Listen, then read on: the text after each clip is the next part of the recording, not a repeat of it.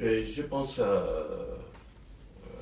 votre essai sur le film Vertige d'Hitchcock. Oui, Et la question est tout à fait simple, quoi. Et l'histoire du cinéma, l'histoire mondiale du cinéma, quelle serait-elle si sans le cinéma américain? Serait-elle une histoire manquée, une histoire coupée à moitié, guillotinée je veux dire, quelle est l'importance pour vous du cinéma américain dans les contextes du cinéma au niveau du cinéma mondial? bon, moi je pense que bon, ce qu'on peut dire, c'est que bon, c'est très grossier, mais bon, le cinéma américain bon, est peut-être le cinéma qui a su, disons, bon, opérer la rupture avec l'idée du cinéma comme langue des images. J'entends que je veux dire le cinéma, ce qu'on pourrait appeler le cinéma bon, hollywoodien classique, quoi. C'est-à-dire c'est vraiment le cinéma qui a su faire tout de suite le deuil de l'idée du cinéma comme la nouvelle langue des images, du mouvement, et au fond, et du même coup, créer du même coup bon, des formes de récit, mais aussi bon, des attitudes des corps, des attitudes aussi des usages de la parole, bon, qui rompent avec ce qu'on pourrait appeler malgré tout le modèle théâtral du cinéma. Parce que le modèle théâtral du cinéma, c'est pas bon, c'est pas l'usage de la parole et du récit. Le modèle du théâtral du cinéma, c'est ce qu'on pourrait appeler au fond, cette espèce de modèle mimique en quelque sorte, où on confie à l'image, bon, c'est-à-dire on confie à la forme visible, au fond, le soin, au fond, le soin de tout dire, le soin de tout dire et de tout opérer, quoi. Et or, bon, le cinéma américain, moi, je suis quand même très très frappé de la manière dont, bon, très vite, bon. Il trouve en quelque sorte la manière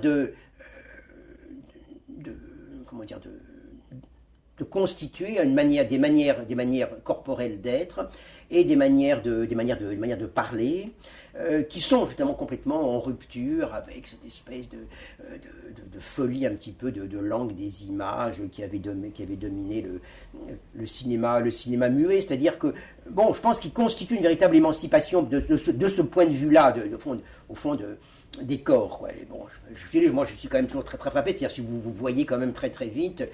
Ah, mais des films. Alors tu as dit, voilà, les cinémas américains, il faut bien voir aussi que c'est un cinéma largement fait par des gens qui venaient d'Allemagne, qui venaient d'Europe centrale, qui venaient d'un tas de pays. D'Angleterre. Oui, c'est-à-dire qu'il faut quand même aussi avoir en tête bon, cette idée que cinéma américain, je dirais, ça a été comme une espèce, ça a été la rencontre bon, de compétences qui sont venues de partout, quoi, et qui sont venues de partout. Ça veut dire aussi qu'ils sont venues éventuellement de manière empruntée au théâtre, bon, au théâtre, aux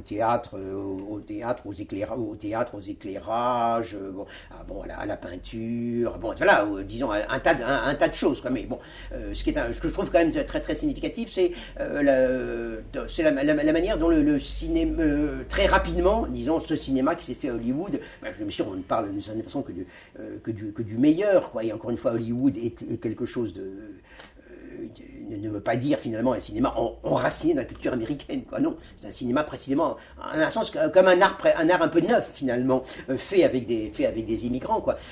Bon, très rapidement, donc, il arrive véritablement à constituer justement ce que je disais bon, je crois à un autre moment, bon, une sorte de saisie des corps qui leur laisse en quelque sorte un petit peu leur réserve, bon, et bon, pour moi, bon, ça s'incarne effectivement. Si on pense des acteurs comme Cary Grant, par exemple, c'est des gens qui, bon, si on pense à la gestique, si vous voulez, la parole d'un Cary Grant, bien sûr, favorisé par le fait qu'on lui fait souvent jouer des rôles comme ça, des rôles un peu désabusés, ou des rôles un peu, disons, de pince sans rire, bon. Mais en même temps, si vous comparez cette espèce de capacité d'abord de parler de manière non théâtrale, et en un sens de dire sans tout dire, ou d'avoir, disons, pour moi c'est quand même tellement loin de ce qu'on voit dans le cinéma français. Le cinéma français, y compris chez les meilleurs, bon, chez Renoir, a un côté quand même qui reste complètement théâtral, complètement lié à des modèles, empruntés au théâtre, quoi. Bon, si vous regardez en face, effectivement, ce que peuvent faire des acteurs, effectivement, comme Cary Grant, comme Herbert Marshall, si vous voulez. Alors, bon, effectivement, en même temps, ils le font souvent de façon privilégiée dans des films de Lubitsch, c'est-à-dire dans des films de quelqu'un qui vient justement, qui vient d'Europe, quoi. Mais il y a justement une espèce de conjonction, en quelque sorte, entre une invention du récit cinématographique comme un récit réaliste sans l'être, quoi, qui je crois est quelque chose de très fort dans le cinéma américain, c'est-à-dire pouvoir faire comme cette espèce de semi-réalisme, si vous voulez. À quoi effectivement le cinéma muet, avec l'obligation de faire parler l'image, n'arrivait pas. À quoi souvent le cinéma, on peut dire européen d'Europe, je pense à la France, mais bon, si on pense le cinéma italien des années 30, des choses comme ça, c'est encore bien pire, quoi, si vous voulez. Bon, je pense que le cinéma américain a émancipé effectivement le cinéma du poids du décor, du poids de la théâtralité, du poids de la parole qui doit exprimer, d'un certain poids de la psychologie. Alors, en entendant encore une fois, par cinéma américain, un cinéma fait majoritairement par des acteurs américains, mais très souvent aussi par des acteurs, mais très souvent, disons, par des réalisateurs venus d'Europe, avec des éclairagistes, des chefs opérateurs, eux-mêmes venus d'Europe. Et bon, là, je pense que ça a été important, précisément pour construire pour construire justement quelque chose comme il faut bien l'appeler, comme un nouvel aristotélisme, c'est-à-dire que, et au fond, c'est un petit peu le paradoxe du cinéma hollywoodien, c'est que d'un côté, dire qu'il restaure, il restaure toute une tradition représentative, mais une tradition représentative un peu comme délestée en quelque sorte de toutes ces formes, je dirais, d'incorporation psychologique et expressive. Ouais. Effectivement, on peut dire que c'est ça qui aboutit à Hitchcock. Hitchcock, on sait qu'il vient d'Angleterre, qu'il a été longtemps en Angleterre, mais en même temps, on voit malgré tout qu'il y a comme une espèce de virage aussi quand même qui s'institue. Et il y a un film comme Vertigo, ça ressemble pas à Lady Vanishes par exemple, si vous voulez. On voit bien qu'il y a comme une espèce d'intégration dans une tradition américaine suffisamment émancipée du théâtre, suffisamment émancipée de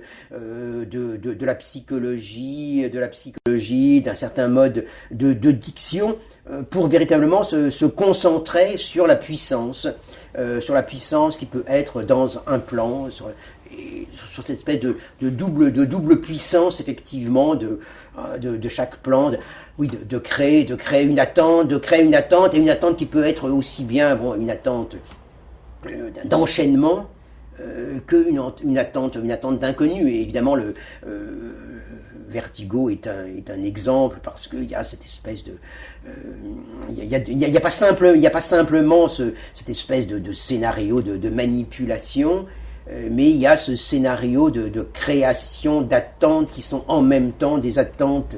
On ne sait pas très bien ce qu'on peut attendre. Effectivement, ces fameux plans comme ça où on voit Kim Novak dans le restaurant. Qu'est-ce que contient exactement ce visage? Qu'est-ce qu'on peut attendre de ce visage? Voilà, il y a à la fois comme une amorce de récit et en même temps une amorce, disons, en quelque sorte de fuite d'un corps, d'un visage hors de ces contraintes du récit.